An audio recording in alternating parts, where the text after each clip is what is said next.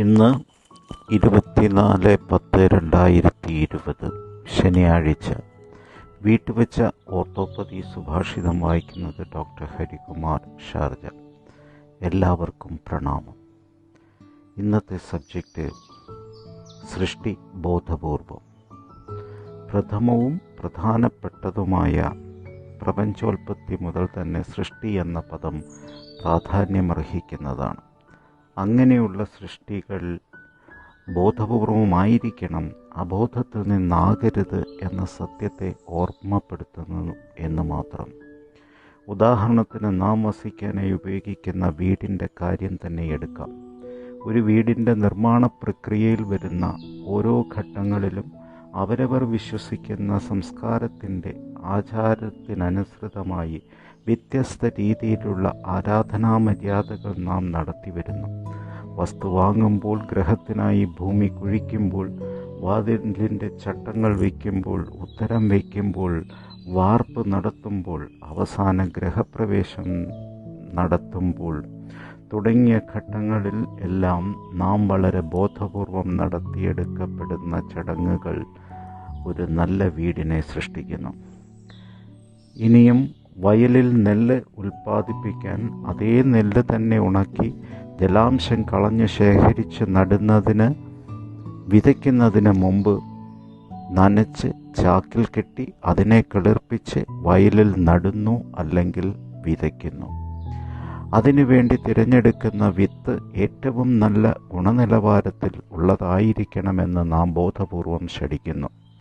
അങ്ങനെ നാം താമസിക്കുന്ന ഗ്രഹവും നാം കഴിക്കുന്ന ആഹാരവും അതിനു വേണ്ടി വരുന്ന സാധനങ്ങളെക്കുറിച്ചും നാം എത്രമാത്രം ബോധവാന്മാർ ആണെന്ന് കണ്ടു.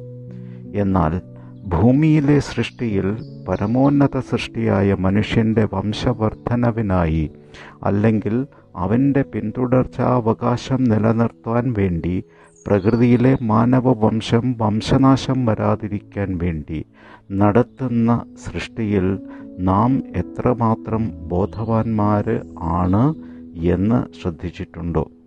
വൈവാഹിക ജീവിതത്തിലേക്ക് കടക്കുന്ന പുരുഷനും സ്ത്രീയും തങ്ങളുടെ അടുത്ത തലമുറയെ സൃഷ്ടിക്കുന്നത് ഗ്രഹം നിർമ്മിക്കുന്നതിന് ഉപയോഗിക്കുന്നത് പോലുള്ള പ്രാധാന്യം പോലും നൽകാറില്ല.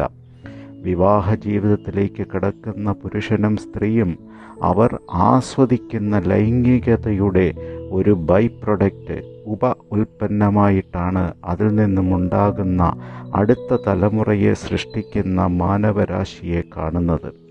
അവിടുത്തെ അവരുടെ പ്രധാനപ്പെട്ട ഉൽപ്പന്നം സ്ത്രീ പുരുഷ സംഭോഗത്തിൻ്റെ ആസ്വാദനം ആണ്. ബോധപൂർവമായ സൃഷ്ടി നടത്തി ബുദ്ധിയുള്ള സന്താനത്തെ ജനിപ്പിക്കുന്നതിന് പകരം സൃഷ്ടികർമ്മം നടത്തുന്നവരുടെ ബോധം ആസ്വാദനത്തിലേക്ക് മാറ്റി ആ സൃഷ്ടിയെ അബോധതലത്തിൽ നിന്നുള്ളത് ആക്കുന്നു.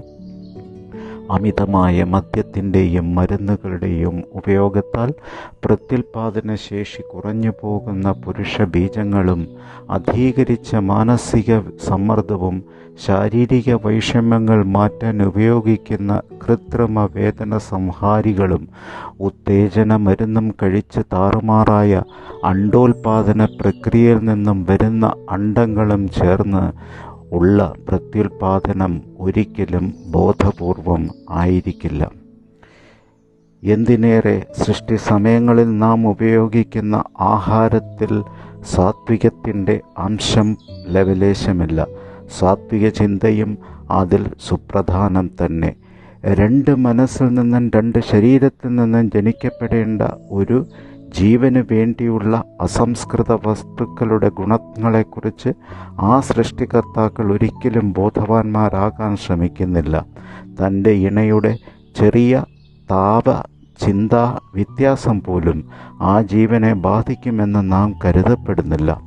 എങ്ങനെയോ അബോധ മനസ്സിൻ്റെ ഉൽപ്പന്നമായി നമ്മുടെ കുട്ടികൾ മാറുന്നു. വരരുചിയുടെ കഥ ഇത് കേൾക്കുന്നവർക്ക് ചിലപ്പോൾ അറിവുള്ളതായിരിക്കും. 12 മക്കളായിരുന്നു അദ്ദേഹത്തിന്.